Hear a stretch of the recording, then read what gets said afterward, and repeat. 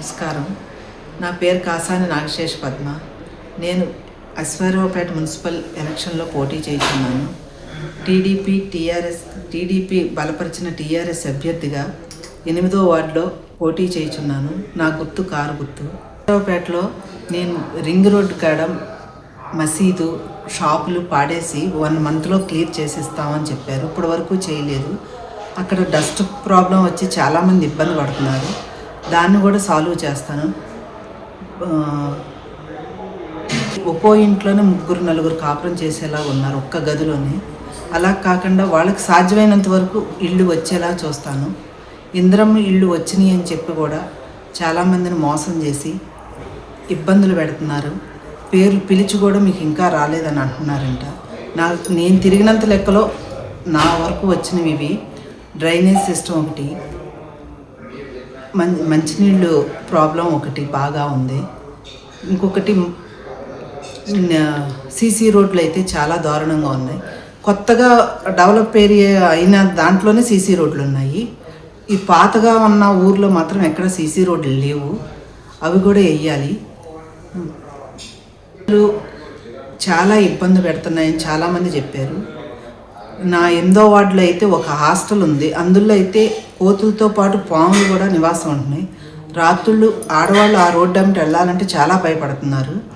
అది మాత్రం కన్ఫామ్గా ఉంది. ఎక్కడా లేవు. కొన్ని చోట్ల ఇల్లు కట్టుకున్నా కానీ ఇళ్లల్లోనే పోల్స్ ఉన్నాయి. అవి పోల్స్ తీయమని వాళ్ళు ఎంత రిక్వెస్ట్ చేసినా కూడా తీయలేదంటండి. అవి కూడా చాలామంది నా వార్డులో 3 చోట్ల ఉన్నాయి. అలాగా చాలా చోట్ల చాలా ఇబ్బందిగా ఉంది. గిన్నెల కాలనీలో మాత్రం అసలు పోల్స్ వచ్చి కూడా పోల్స్ వేయలేదటండి. వాళ్ళు మమ్మల్ని వెళ్ళగానే మీకు ఓటు వేస్తాము, మాకు ఈ పని చేయగలుగుతారా అని అడిగారు. తప్పకుండా చేస్తామని హామీ కూడా ఇచ్చాను నేను. అక్కడ పెన్షన్స్ కూడా చాలామంది అప్లై చేస్తుంటే ఆన్లైన్ అవ్వట్లేదు, చేయట్లేదు అని చెప్తున్నారు. వృద్ధులు ఉన్నారు, మీకు పెరాలసిస్ వచ్చిన వాళ్ళు ఉన్నారు, పని చేసుకోలేకుండా ఉన్న చాలామంది, భర్తలు పోయిన వాళ్ళు ఉన్నారు, ఇలాగ చాలామంది ఉన్నారు, మగవాళ్ళు ఉన్నారు. చాలామందికి అసలు పెన్షన్ అన్నది రావట్లేదు. అది ఒకటి చూడాలన్నది నా ఆశ. వీలైనంత త్వరగా ఇవన్నీ క్లియర్ చేయాలన్నది నా ఆకాంక్ష. అందులో మా మామగారు ఇక్కడ మండల ప్రెసిడెంట్గా చేశారు.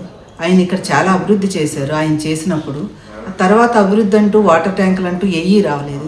ఇవన్నీ చూసి చెయ్యాలన్నదే ఆయన సలహాలు సూచనలతోటి నేను ముందుకు సాగాలని ఆకాంక్షిస్తున్నాను. అశ్వారావుపేట వాటర్ మహాశయులకి నమస్కారం. సుమారు 100 కోట్ల రూపాయలతో జరుగుతున్న అభివృద్ధి మీ కళ్ళకు కట్టినట్టు కనపడుతుంది.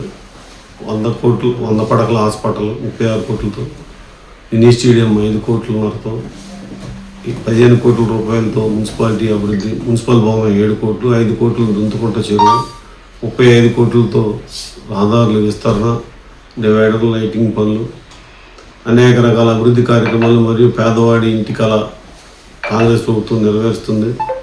పబ్లిక్ టాయిలెట్స్ కూడా ఎన్నో సంవత్సరాలుగా పెండింగ్లో ఉన్న పబ్లిక్ టాయిలెట్స్ కూడా శంకుస్థాపన చేయడం జరిగింది.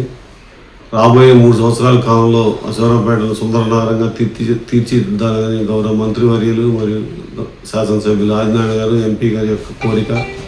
అశ్వారావుపేటను పూర్తి స్థాయిలో అభివృద్ధి చేసే బాధ్యత రాష్ట్ర ప్రభుత్వం తీసుకుంది, మంత్రివర్గం తీసుకుంది. దీన్ని మీరు గమనించి అశ్వారావుపేట పట్టణ ప్రజలు మంచి తీర్పు ఇచ్చి కాంగ్రెస్ పార్టీకి అఖండ మెజార్టీ చేకూర్చాలని కోరుతున్నాం.